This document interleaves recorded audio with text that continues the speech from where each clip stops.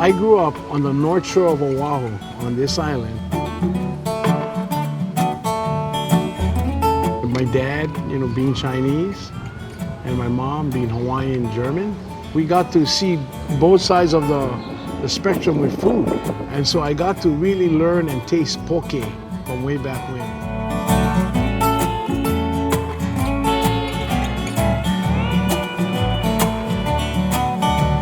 In the very beginning, Hawaii was very much a plantation culture. We had all the pineapple fields, the sugarcane fields. Workers came from all different backgrounds, one of which was Chinese. But the cultures blended, and that included food. And so when the Chinese brought their bao, just kind of got molded by all the different cultural influences and became the manapua.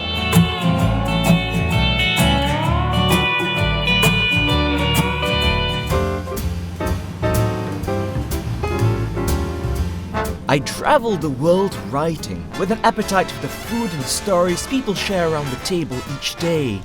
Inspired by the uniquely Chinese-American dish, General Tso's chicken, this is Tso'l Food, an American journey through the Chinese kitchen. I'm Gerald Tan.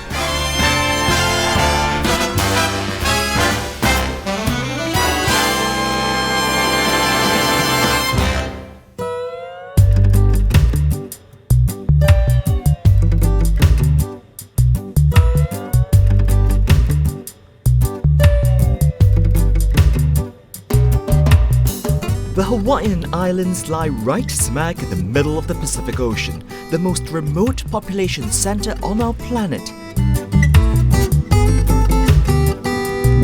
Tourism is the predominant economic driver, with around 250,000 visitors at any given time.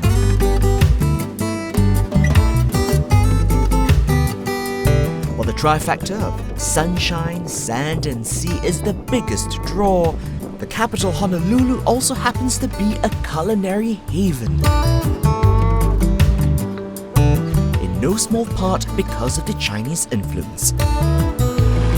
My first stop, one of the country's oldest Chinatowns, where I'm meeting two old friends of mine who represent the constituents of this neighborhood and beyond.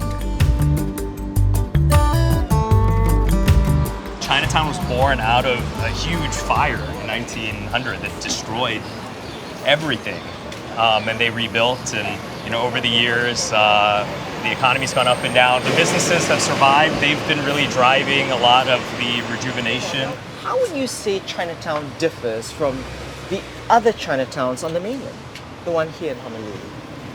Well, I think here's a perfect example of the multicultural nature of Honolulu's Chinatown. We have a lei stand, one of the very historic lei stands here in Hawaii. Yeah, so this is Cindy's. It's actually my favorite lei shop. Hey, Karen.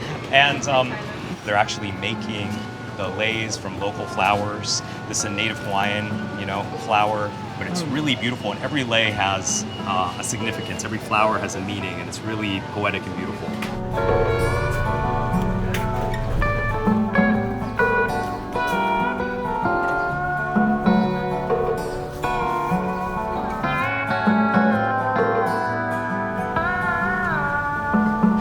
The businesses that give Chinatown its flavor, that you say, and its identity?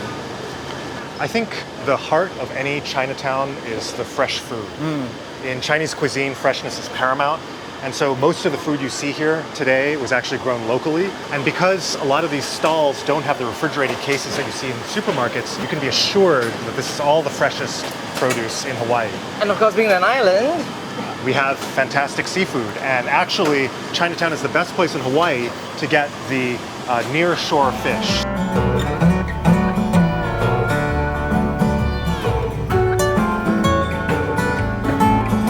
I'm off to see the man fondly called the godfather of poke, for introducing to the world the Hawaiian dish of marinated raw fish.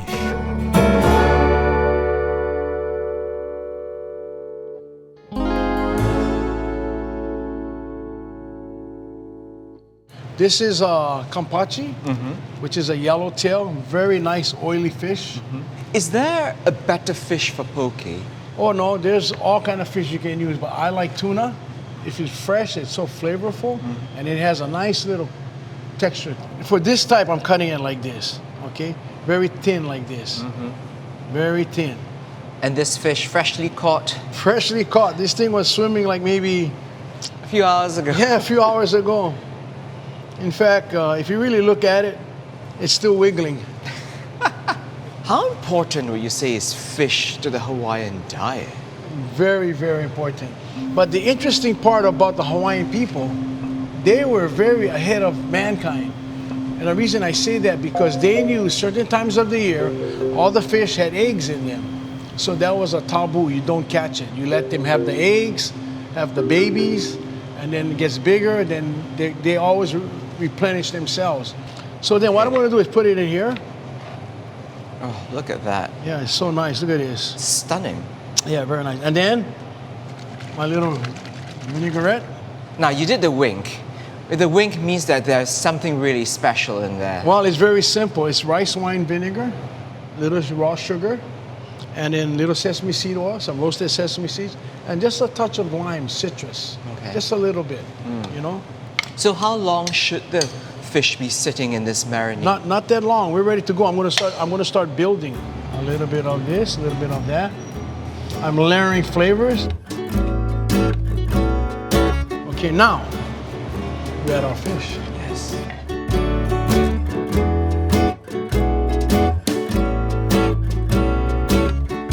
Is there any Chinese influence at all in poke? Yes, lots. I make a great poke using the ginger pesto, which is the cilantro, the green onions, and the ginger.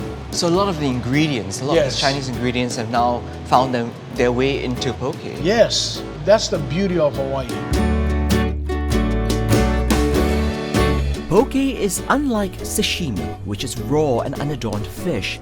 It also differs from ceviche, where seafood macerates in citrus juice for hours until its translucence turns opaque. Poke is a very traditional island dish. You know, it's a raw fish, but it's not really raw because it's cooked with the salt.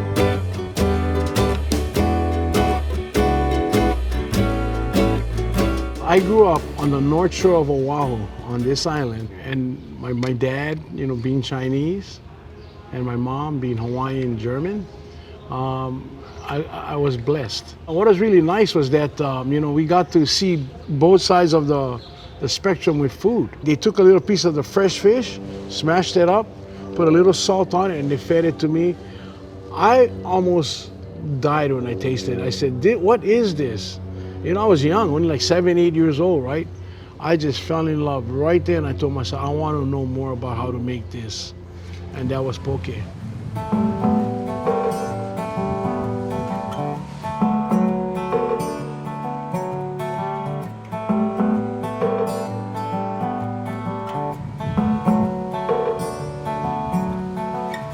From what we can tell, the earliest Chinese came in the late 1700s on European ships. I think one of the biggest legacies we've seen are just in the people themselves. So many of us in the Hawaiian community are Hawaiian Chinese. We have adopted aspects of Chinese cuisine, and it is just part of the fabric of our society.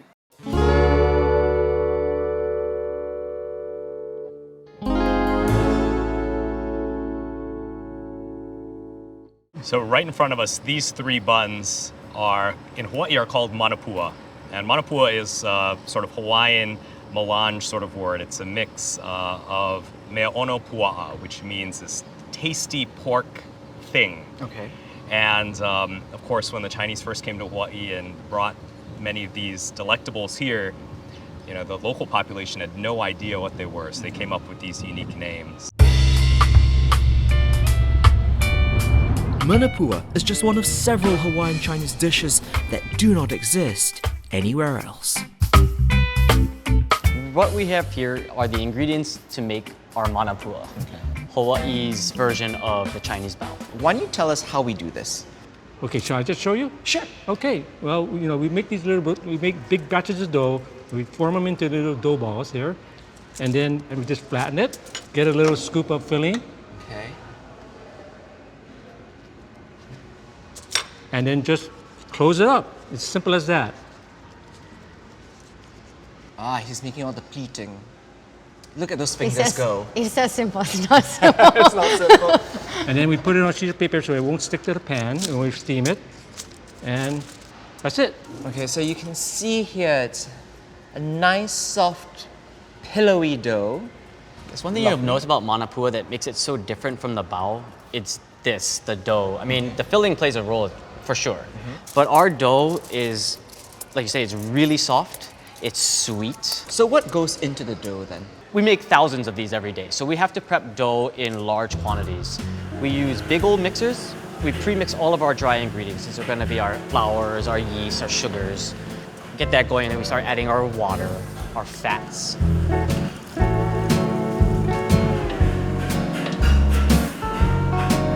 That's just the outer shell. The dough is designed to swaddle a variety of fillings, the most classic of which is Cantonese-style honey barbecued pork. And so this is char siu. That's char siu. Yep. Look at that. Really big scoop of filling, nice and hefty. And without busting through the bottom, slowly start breaking it up. Use your thumb to press the meat in, yeah. Yeah. And you kind of start getting that, and then you're gonna start pleating it together. Okay. There you go. That's it. That's it. That's it.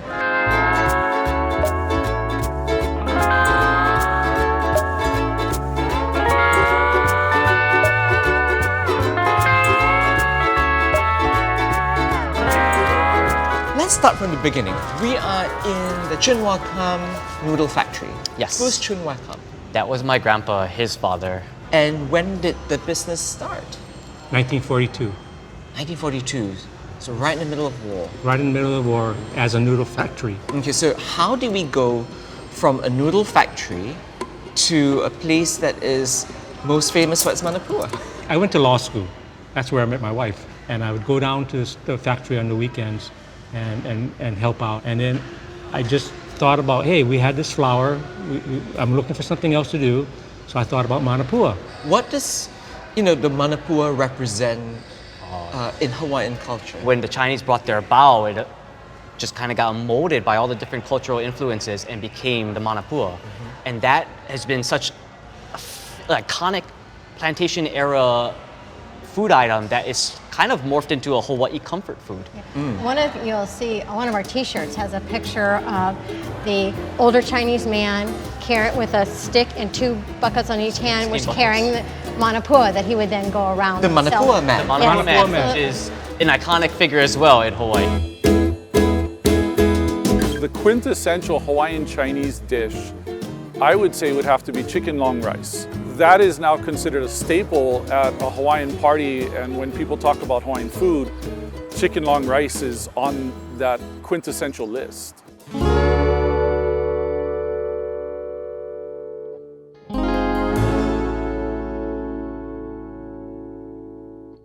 When you look at the Hawaiian luau's, way back when, they didn't have this.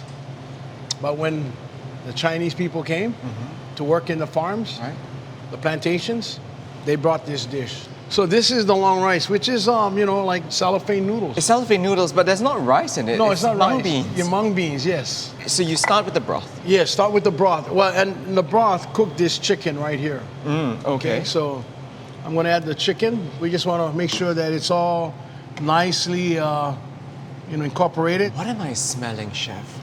You got the shiitake ginger. And it's a mushroom. Yeah, and I've kind of like, because of my dad's style of cooking, I have cilantro stems in there. It's layers of perfume. Yes, right. There you go. That's the word I wanted to use. So chicken long rice is pretty much, that's it right there. A nice rich broth, pulled chicken meat, shredded, right? And then of course, the long rice. This feels like Hawaii's version of a chicken noodle soup. Yes, exactly.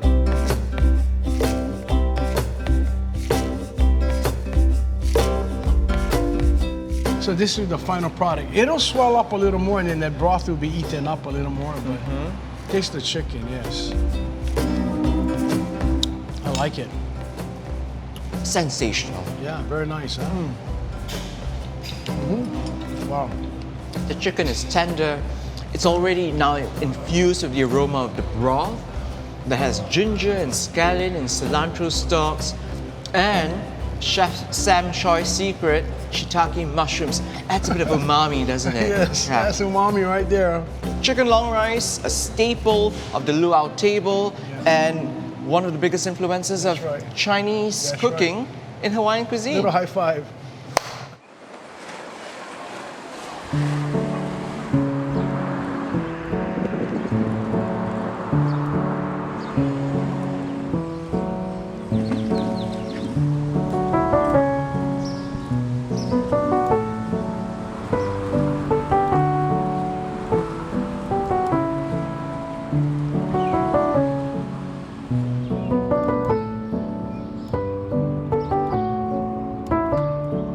The other product that we're really well known for is our pork hash. Essentially a shumai, but it's Hawaii's version. The difference is going to be is our wrapper, the shumai pi, is chewier, more so has a higher level of gluten in there. Also popular is your crispy gauji. Crispy gauji. Tell us about that. I don't know how to relate that to something else in Chinese, maybe an egg roll at best. It's kind of like a flat wonton, isn't it? That's the best way I can describe it, really.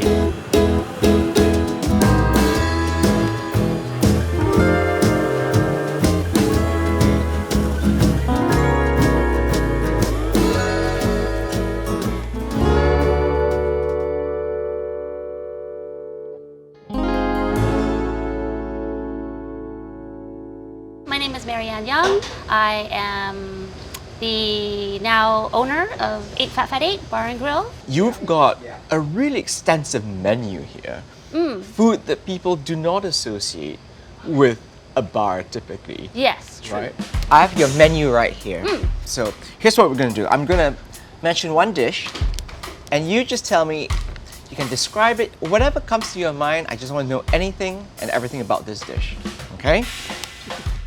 The Fat Fat Special Chicken. It is a half a chicken that we deep fry. A lot of people think it's roasted. I don't know why. But it comes out crispy skin.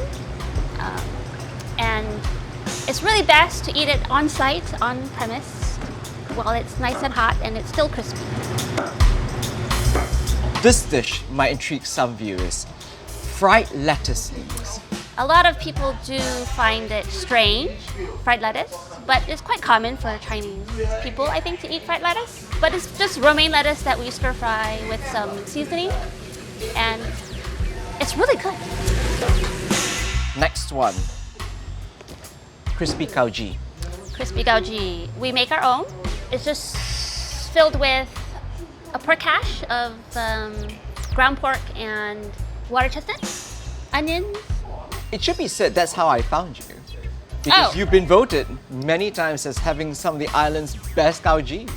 Yes, I'm quite surprised by that, but yes, we have been. Why are you surprised by that? Well, you know, we're just a small little mom and pop store. We're not, we're not very big.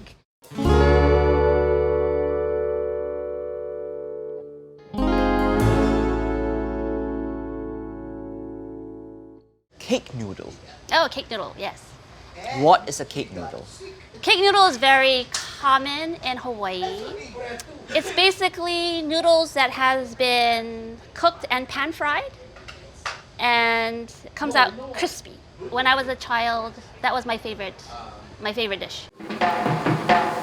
The dish consists of two parts. First, egg noodles are boiled al dente, strained, then flung into a smoking hot pan.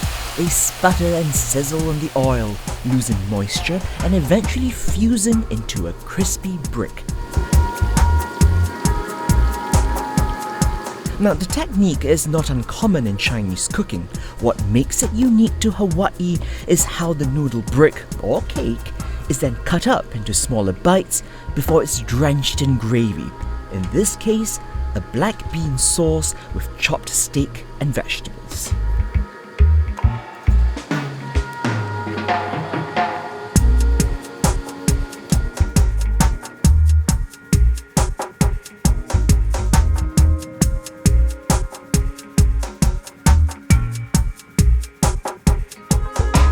This is the cake noodle.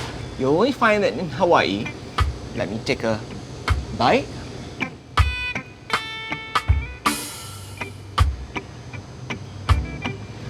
it's crispy on the outside. Because really, who wants soggy noodles, right?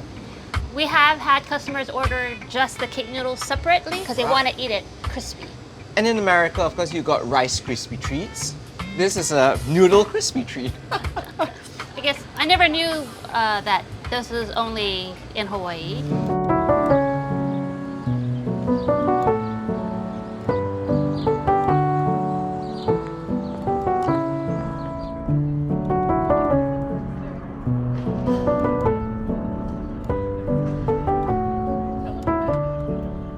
My great-grandfather came to the Hawaiian Islands from China, from southern China, and married a Hawaiian woman. He owned a restaurant and a general store in Lahaina and was very much a part of building the Chinese community and supporting the Chinese community. The Wohing Society on Maui has a picture of him.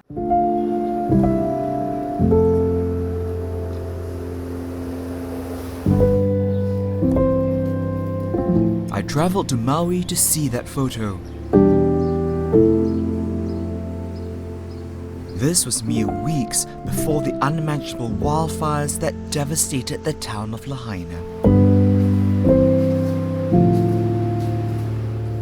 My crew was the last to be given access to film the Wohing Society. The building, along with the rich history it housed, lives only in memory today.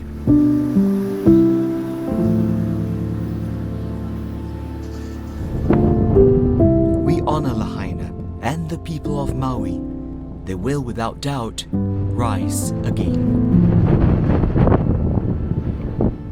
Food speaks a lot about identity. Hawaii has the highest percentage of Asian American Pacific Islander of any state in the United States, right? Can you speak about that part of the identity for you? It's interesting because no one in Hawaii would use a term like Asian American Pacific Islander because the idea that a Samoan person and a Chinese person and an Indian person are in the same category is just foreign here. But I think what the term does express is this melding of cultures that we have, where everybody grows up eating musubis and kimchi and saimin and cake noodle and lau lau and kalua pig all at the same time, that there are no boundaries when it comes to the food. And I think that this concept of this sort of pan-Asian cuisine here really reflects the history of Hawaii. And this is something that has only taken hold in the last 120 years. I mean, when the workers first came here, everyone spoke their own language. And the best way to communicate was through food.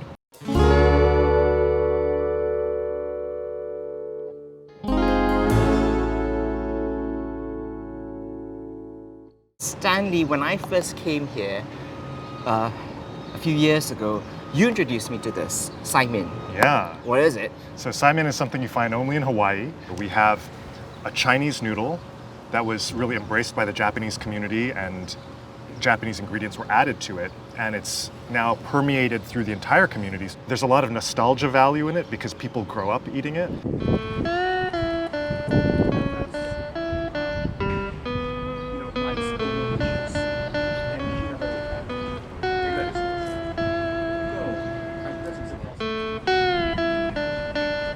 We are from southern China of Guangdong area, and we wanted to bring something from home to Honolulu. There was no one that was doing the fresh noodles at that time, and we wanted to bring something different to Chinatown.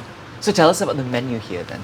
So the menu here is very simple. All of it is our daily made flat noodle, lukfan noodles. We have juk, we have wonton, we have yotel, but mainly it's just our lukfan noodles.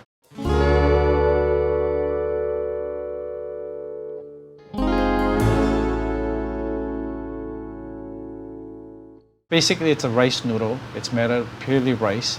We soak the rice overnight, and as the rice gets soft, and we grind it into a liquid form, and then we just roll it out into noodles. Lukfan is a Hawaiian name for these wide, flat rice noodles. In Cantonese cooking, they're more widely known as hor fun. When the strands jumble in a flaming wok with tender pieces of beef, spring onions and bean sprouts, they are transformed into the ever-popular dish, Chao Fan.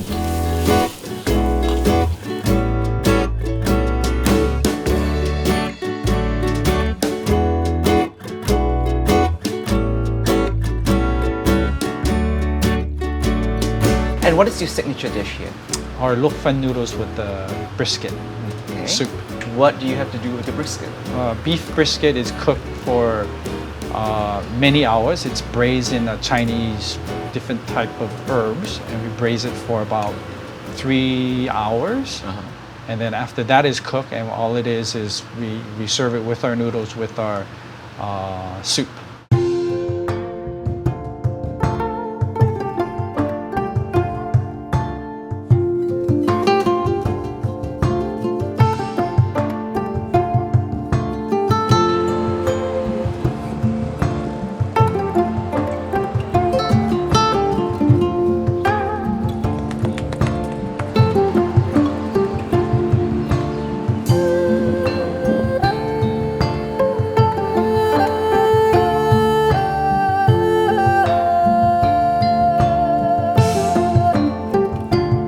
You are now one of the oldest running businesses in Hawaii. 81 years. What did you learn from your father about running a successful business? Hard work. Hard work, 7 days a week. It is enough to push a lot of the younger generation away from the restaurant business. So why did you decide to take it out? Crazy? No, I'm happy doing this. I like the family tie. I like the work. I like how hard it can be. My grandfather came to Hawaii with nothing. He immigrated from China with nothing in the middle of a war. He worked so hard to get this business up the ground, and his name's on it, on the building. I feel a responsibility of carrying on what he put down for us. And also, manapua is a high labor intense product. This is Hawaii's comfort food. This is an important product to this state. Our restaurant plays an important role in keeping it alive.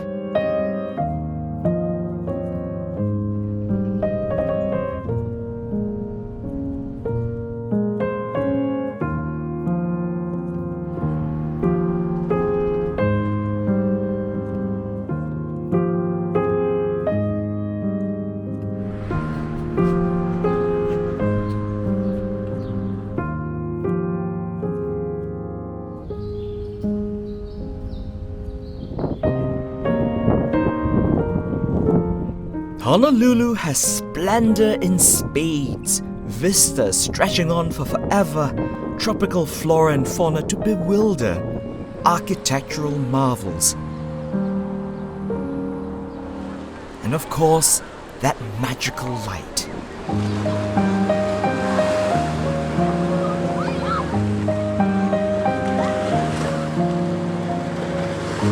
The spirit of aloha pervades the way of life, a mutual regard for kindness and harmony embodied by the people, reflected beautifully in their customs and their cuisine.